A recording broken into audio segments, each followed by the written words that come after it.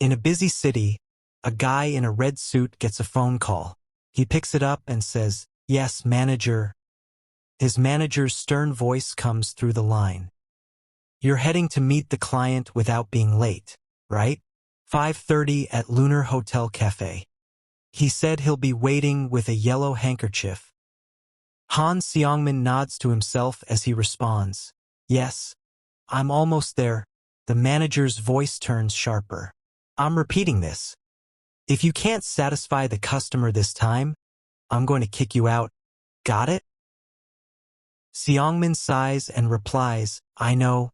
Remember, Seongmin, this is your last chance," the manager says before abruptly hanging up. Seongmin looks at his phone, sighing deeply as he continues walking toward the meeting place.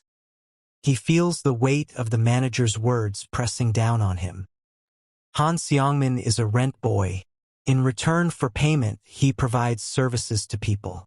As he walks through the bustling city, he takes another deep sigh and mutters to himself, "I really hate this." His thoughts drift to his past. Before he became an adult, he had run away from the orphanage. With limited options for work, he eventually gravitated toward the red light district. As a minor, the system had failed to protect him, leaving him with no other choice. His good looks had made it easy to earn money, but this line of work was never something he wanted. He loathed it. Yet, despite his natural appearance, his performance was never considered excellent. Whenever he failed to satisfy a client, his manager would berate him endlessly. Sometimes, the manager would go as far as to say, "If you fail again, I'll sell you off to a salt farm." It wasn't the first time he'd been warned, but this time felt different. He couldn't afford another mistake. Determined, he muttered to himself, "I have to do well this time. There cannot be any other mistake." Checking his phone, Seongmin notices the time. 5:23 p.m. His meeting is at 5:30 p.m. He realizes he's arrived a little early, which he thinks is a good thing. Standing outside the cafe, he wonders to himself, would they have arrived yet? As he looks around the cafe, his eyes land on a man sitting and reading at one of the tables. The man is wearing a black suit with a yellow handkerchief tucked into his pocket. That must be him, Seongmin thinks, his heart skipping a beat. Excitedly, he exclaims under his breath, "I found you." Taking a deep breath, he gulps nervously. "Let's focus and finish this quickly," he says, giving himself a quick pep talk as he approaches the man. When Seongmin reaches the table, he puts on his brightest smile and greets the man. "That's a beautiful handkerchief," he says cheerfully. The man in the black suit lowers whatever he was reading and looks up at Seongmin with a slightly confused expression. He doesn't respond immediately, making Seongmin's nerves spike. The hell? Seongmin thinks, trying to keep his cool. This guy is very good looking. What could someone like him possibly be lacking that he would call for this kind of service? But he immediately shakes the thought away, reminding himself that it's not his place to care. Outwardly, Seongmin maintains his weak smile and motions with his hand. "Shall we skip the introductions and head straight to the hotel?" he says, trying to sound casual. The man in the black suit frowns slightly, his confusion deepening. "Hotel?" he asks hesitantly.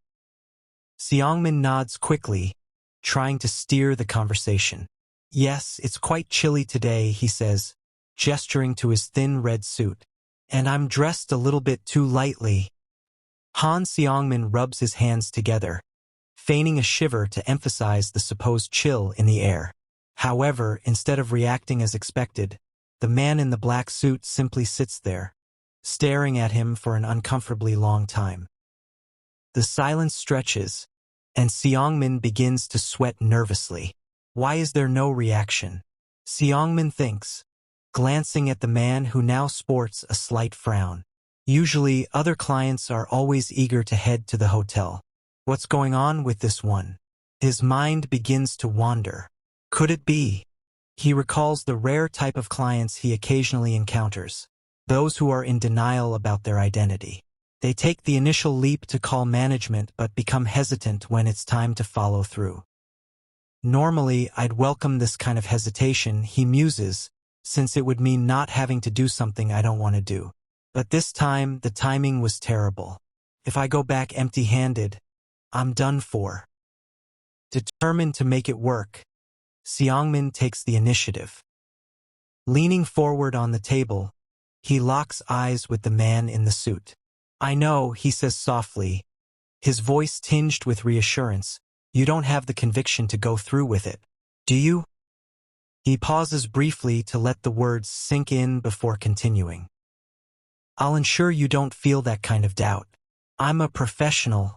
The man's gaze sharpens, observing Seongmin's every move with unnerving precision.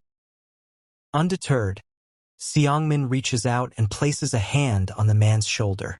I'll make sure you don't even have to lift a finger, he adds, his tone confident. I'll handle everything. As long as you promise to give me a good review. Pulling out a sleek business card, Seongmin slides it across the table toward the man. How about it? He asks with a practiced smile. The man takes the card without a word, examining it closely. As he reads the information, his expression shifts. His lips curl into a knowing smirk, and he chuckles softly.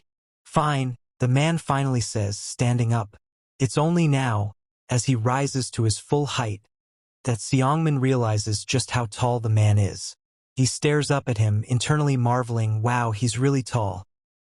The man, now smiling in a way that feels both friendly and slightly intimidating, says, then let's go. Seongmin regains his composure and quickly takes the card back from the man, slipping it into his pocket. He gestures toward the exit and says, this way. As Han Seongmin begins leading the man in the black suit toward the hotel, another man in a gray suit stands nearby, scanning the area. This man is also wearing a yellow handkerchief in his pocket. Looking increasingly frustrated, he pulls out his phone, sweat dripping down his temple as he mutters, is he not here yet? His face twists in dissatisfaction as he continues glancing around. The scene changes to a luxurious hotel room. Han Seongmin is in the bathroom, taking a shower. As the warm water runs down his back, his thoughts wander. How much longer do I have to keep doing this until I'm finished? He wonders bitterly. A deep sigh escapes his lips as he closes his eyes, momentarily overwhelmed by his circumstances. A few minutes later, Han Seongmin steps out of the bathroom, still drying his hair. He freezes for a moment when he sees the man in the black suit sitting calmly, sipping whiskey over ice. The man seems entirely at ease. The man glances at Han Seongmin as he enters the room and says casually, you said I don't have to lift a finger. Han Seongmin, still drying his hair with a smaller towel, replies cautiously, I did. Good, the man responds, setting his glass down on the side table. Then I'll leave everything to you. Seongmin observes him closely, his confusion growing. The hell? What is with this guy? What kind of reaction is this? He wonders. This was not the behavior he was expecting from a client. The man in the suit then gets up, stretching slightly, and says, I'm heading to order room service. You mentioned you were hungry, right? I'll take care of it. As soon as the man disappears into the adjoining room, Han Seongmin's eyes dart toward his belongings. He was already fed up by this client's unusual behavior, and he decided to run away uncaring for the consequences. This is my chance, he says. I'll use this opportunity to run away. Without wasting another second, he grabs his things, quietly opens the door, and slips out of the room as fast as he can. When the man in the black suit returns to the room and finds it empty, his reaction is immediate. At first, his face turns bright red with anger, and he shouts, You ran away and left me? His voice echoes in the empty space. But just moments later, his expression changes to a twisted smirk. He chuckles darkly and mutters to himself, "Whatever. He was annoying anyway." The tension in the room is broken by a knock at the door. The man's smirk fades as he straightens up. "Room service," a voice calls from the other side. "Come in," the man says. A hotel staff member enters, pushing a cart laden with food. The man in the black suit waves them toward the table, saying, "Leave it there." "Yes, sir," the staff member replies, setting the dishes on the table. But as the man in the black suit turns his back, the staff member silently pulls out a knife beneath the cart. In a split second, they lunge toward the man, aiming to strike him from behind. The scene changes to a director's office. The second-in-command is shouting at the support team, his voice filled with fury. "What were you bastards doing?" he bellows, glaring at the kneeling bodyguards. "How could you let a member of another organization infiltrate the hotel?" One of the bodyguards bows lower, his head nearly touching the ground. "We deeply apologize, sir. It was an oversight, but the second-in-command is having none of it." "Oversight? Do you understand the gravity of this? How come you were not aware that someone from another organization was in the hotel?" Before he can continue his tirade, the director himself intervenes. "Enough. Stop it now," he orders sharply, his tone calm but authoritative. The bodyguards fall silent, their heads still bowed. One of them speaks up hesitantly. "We didn't check the hotel's schedule beforehand. It was our failure. We are very sorry, sir. We will reflect on our mistakes." The director sits there quietly observing his bandaged hands. He reflects on what happened at the hotel. His brows furrow deeply, anger simmering beneath his calm exterior. If he hadn't reacted quickly enough, it could have been disastrous. The assassin's blade had only managed to graze the palm of his hand, but it was too close for comfort. He clenches his injured hand, feeling the sting of the wound but more focused on his anger. Was this a setup? Was I coaxed into that hotel intentionally? Could that weird guy have been in on this? His mind flashes back to Seongmin's unexpected approach at the cafe, his eagerness, and then his abrupt escape from the hotel room. That bastard followed me. He must have been part of this. His jaw tightens as his rage bubbles to the surface.